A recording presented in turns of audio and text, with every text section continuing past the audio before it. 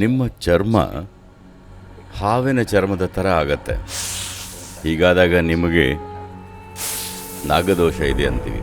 ಈ ಥರ ಎಷ್ಟೋ ಜನರಿದ್ದಾರೆ. ಶಕ್ತಿ ನಿರ್ದಿಷ್ಟ ರೀತಿಯಲ್ಲಿ ಬದಲಾಗತ್ತೆ. ಅದನ್ನು ನಿರ್ದಿಷ್ಟ ರೀತಿಯಲ್ಲಿ ಇಟ್ಕೋಬೇಕು, ಇಲ್ಲಾಂದರೆ ನಿಮ್ಮೊಳಗೆ ಜಾಗೃತವಾಗುತ್ತೆ.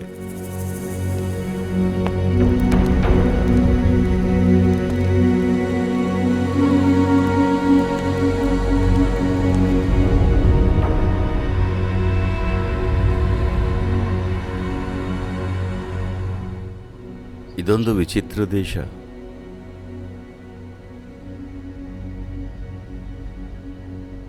ಆದರೆ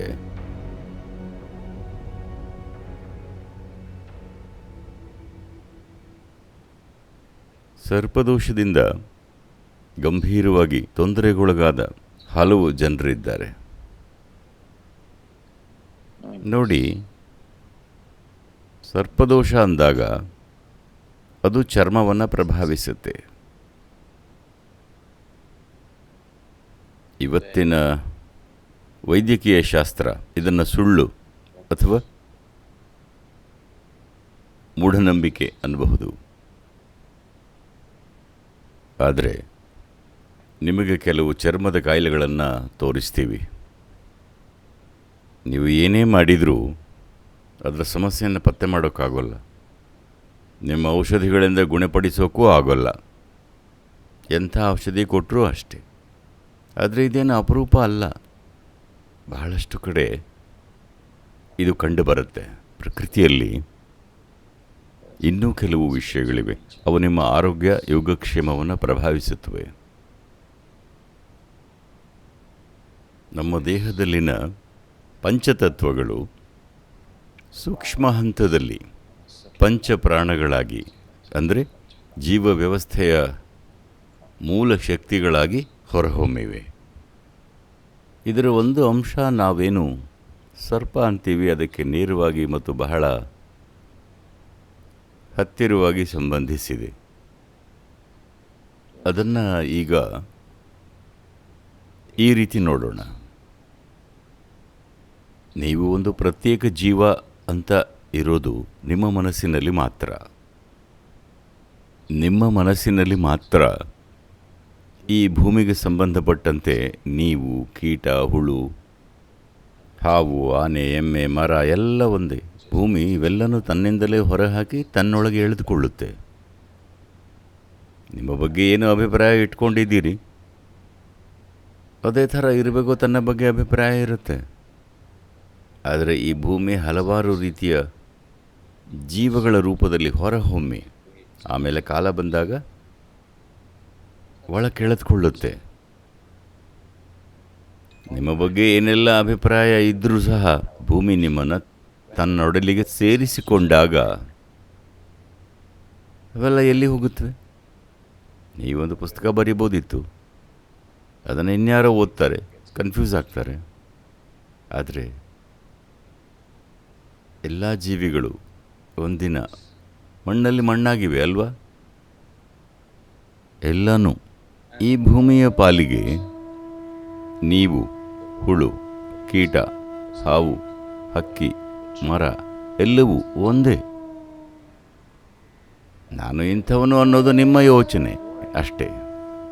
ನೀವು ಯಾರೇ ಆಗಿರಿ, ಭೂಮಿ ನಿಮ್ಮನ್ನು ತನ್ನೊಡಲಿಗೆ ಸೇರಿಸಿಕೊಳ್ಳುತ್ತೆ. ಬೇರೆ ಎಲ್ಲೂ ಹೋಗೋಕ್ಕಾಗಲ್ಲ, ಇಲ್ಲೇ ಮಣ್ಣಾಗಬೇಕು ಅಲ್ವಾ? ಅಂದರೆ ಶಕ್ತಿ ಒಂದೇ, ಮೂಲವಸ್ತುನೂ ಒಂದೇ.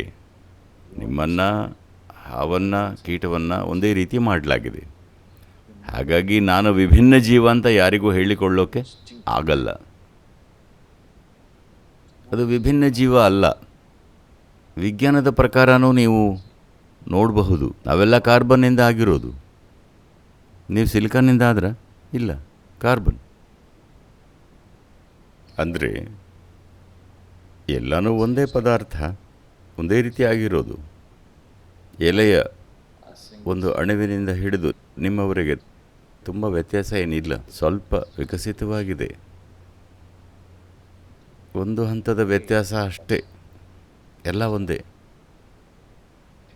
ಕೆಲವು ಕಾರಣಗಳಿಂದಾಗಿ ಏನಾಗತ್ತೆ ಅಂದರೆ ನಿಮ್ಮ ವ್ಯಾನ ವ್ಯಾನ ಪ್ರಾಣ ಅಥವಾ ವ್ಯಾನವಾಯು ನಿರ್ದಿಷ್ಟ ರೀತಿಯಲ್ಲಿ ವರ್ತಿಸುತ್ತೆ. ಆಗ ನಿಮ್ಮ ಚರ್ಮ ಹಾವಿನ ಚರ್ಮದ ತರಹ ಆಗುತ್ತೆ. ಹಾಗಾದಾಗ ಅದನ್ನು ನಾಗದೋಷ ಅಂತೀವಿ. ಇದರಿಂದ ಹೊರಬರೋಕೆ ಬಹಳಷ್ಟು ದಾರಿಗಳಿವೆ. ನೋಡಿ, ಭಾರತದಲ್ಲಿ ಹೇಗಂದರೆ ನಿಮಗೆ ಹಾವು ಕಚ್ಚಿದರೆ ಬರೀ ಮಂತ್ರ ಹೇಳಿ ಹಾವಿನ ವಿಷ ಇಳಿಸೋ ಜನರಿದ್ದಾರೆ, ಗೊತ್ತಾ? ಅಲ್ಲೆಲ್ಲೋ ಕೂತು ಕರ್ನಾಟಕದ ಆನೇಕಲ್ನಲ್ಲಿ ಒಬ್ಬರು ಫೇಮಸ್ ಆಗಿದ್ರು, ಗೊತ್ತಾ? Station master. ನೀವು ಅವರಿಗೆ ಫೋನ್ ಮಾಡಿ ನಿಮ್ಮ ಹೆಸರು ಹೇಳಿ ಯಾವ ಹಾವು ಕಚ್ಚಿದೆ ಅಂತ ಹೇಳಬೇಕಿತ್ತು. ಅವರು ಎಲ್ಲಿದ್ದಾರೋ ಅಲ್ಲಿಂದಲೇ ವಿಷ ಇಳಿಸ್ತಿದ್ರು. ಇದು ಸಾಬೀತಾಗಿದೆ, ತಮಾಷೆ ಅಲ್ಲ. ಇವರು ಒಬ್ಬರೇ ಅಲ್ಲ, ಈ ಥರ ಎಷ್ಟೋ ಜನರಿದ್ದರು. ಜೀವವನ್ನು ಅರ್ಥ ಮಾಡಿಕೊಳ್ಳೋ ಒಂದು ವಿಧಾನ ಅಂದರೆ ಅದರ ಕೆಮಿಸ್ಟ್ರಿ ಮೂಲಕ. ಮತ್ತೊಂದು ವಿಧಾನ ಅಂದರೆ ಬಹಳ ಸೂಕ್ಷ್ಮವಾದ ದಾರಿ ಅಂದರೆ ಶಕ್ತಿಯ ಮೂಲಕ. ಈಗ ಸರ್ಪದೋಷ ಅಂದಾಗ ಶಕ್ತಿಯ ಬಗ್ಗೆ ಮಾತಾಡ್ತಿದ್ದೀವಿ. ಅದು ಹಾವಿನ ತರಹ ಬದಲಾಗಿರುತ್ತೆ. ನಿಮ್ಮ ಬ್ರೈನ್ನಲ್ಲಿ ರೆಪ್ಟಿಲಿಯನ್ ಬ್ರೈನ್ ಅಂತಿದೆ. ನಿಮ್ಮ ಮೆದುಳಲ್ಲಿ ಈ ಗಾತ್ರದ ಒಂದು ಭಾಗ ಸರೀಸೃಪದ್ದು. ನಿಮ್ಮ ಮೆದುಳಲ್ಲಿ ಮೊಸಳೆಯ ಮೆದುಳಿನಷ್ಟು ಗಾತ್ರದ ಒಂದು ಬ್ರೈನ್ ಇದೆ. ಇದಷ್ಟು ಮಾನವ ಮೆದುಳಲ್ಲ, ಅಲ್ಲಿ ಸರೀಸೃಪ ಮೆದುಳಿದೆ. ನಿಮ್ಮ ಶಕ್ತಿಗಳು ನಿರ್ದಿಷ್ಟ ರೀತಿಯಲ್ಲಿ ಕೆಲಸ ಮಾಡಿದಾಗ ಆ ಸರೀಸೃಪ ವ್ಯಕ್ತವಾಗುತ್ತೆ. ಕೆಲವು ವಿಧಾನಗಳಿಂದ ಅದನ್ನು ಸರಿಪಡಿಸಬಹುದು. ಅದಕ್ಕೆ ಲಿಂಗಭೈರವಿ ಸನ್ನಿಧಾನದಲ್ಲಿ ಸರ್ಪ ಸೇವೆ ಇರೋದು. ಇದನ್ನು ಹುತ್ತದ ಮಣ್ಣಿನಿಂದ ಮಾಡಲಾಗುತ್ತೆ, ಗೊತ್ತಲ್ವಾ? ನಿಮಗೆ ಹುತ್ತದ ಮಣ್ಣು ಗೊತ್ತಲ್ವಾ? ಅದನ್ನು ಬಳಸಿ ಸರ್ಪ ಸೇವೆ ಮಾಡಲಾಗುತ್ತೆ. ಜೀವಶಕ್ತಿಯಲ್ಲಿ ಸರಳ ಬದಲಾವಣೆ ತಂದು ದೋಷವನ್ನು ನಿವಾರಿಸಬಹುದು. ಹಾವು ಶಾಪ ಕೊಡೋದ್ರಿಂದ ಇದಾಗತ್ತಾ? ನೋಡಿ, ಅದು ಕೇವಲ ಮಾತಿನ ರೀತಿ ಅಷ್ಟೇ. ಹಾವಿನ ಶಾಪ ಅನ್ನೋದು ಮೂಢನಂಬಿಕೆನ ವಿಷಯ ಅದಲ್ಲ. ಹೇಳೋ ಒಂದು ರೀತಿ ಅಷ್ಟೇ ಅದು. ನಾನು ಆಧುನಿಕ ವಿಜ್ಞಾನದ ಭಾಷೆನೇ ಬೇರೆ ರೀತಿ ಹೇಳ್ತಿದ್ದೀನಿ. ನಿಮ್ಮ ಶಕ್ತಿಯಲ್ಲಾಗೋ ಬದಲಾವಣೆ ಮತ್ತು ಸರೀಸೃಪ ಮೆದುಳಿನ ಬಗ್ಗೆ ಹೇಳ್ತಿದ್ದೀನಿ.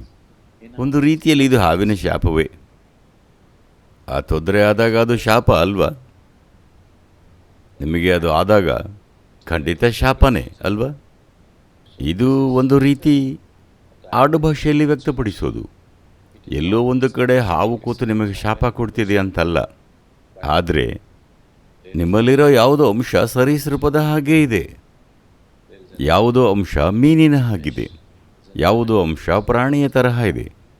ಅವು ಸಕ್ರಿಯ ಆಗಬಲ್ಲವು. ಇವತ್ತಿನ ವಿಜ್ಞಾನ ಕೂಡ ಇದನ್ನು ಅಲ್ಲಗಳೆಯೋಕೆ ಆಗಲ್ಲ. ಈ ಎಲ್ಲ ಪ್ರಾಣಿಗಳು ನಿಮ್ಮೊಳಗೆ ಸುಪ್ತ ರೂಪದಲ್ಲಿ ಇದೆ ಅಲ್ವಾ?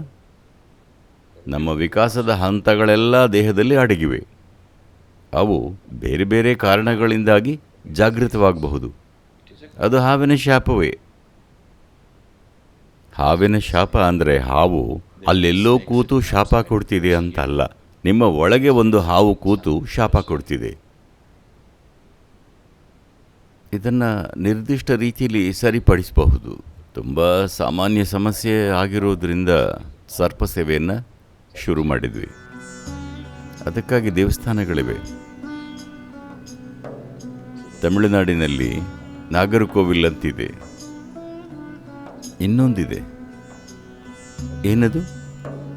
ಕೇರಳದಲ್ಲಿನ ಫೇಮಸ್ ದೇವಸ್ಥಾನ ಮನ್ನಾರ್ ಶಾಲಾ.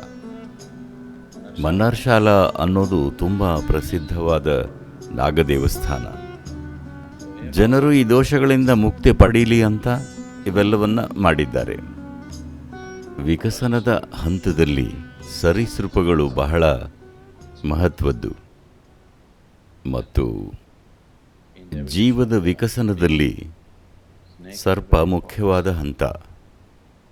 ಅದರಿಂದಾಗಿ ಅದಕ್ಕೆ ಭಾರತದಲ್ಲಿ ಹಾವನ್ನು ಕೊಂದರೆ ಅದಕ್ಕೆ ಅಂತ್ಯಕ್ರಿಯೆ ಮಾಡ್ತಾರೆ.